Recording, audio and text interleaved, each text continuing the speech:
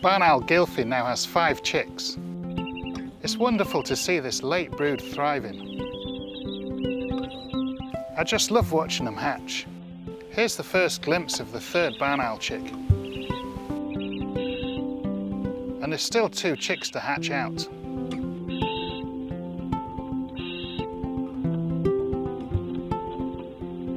A couple of days later, the 4th chick is here.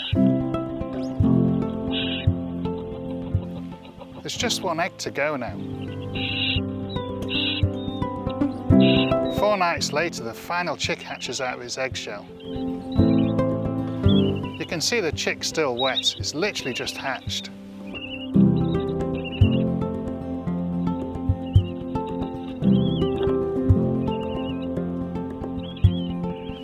And now this brood is complete. I can't wait to watch these chicks develop.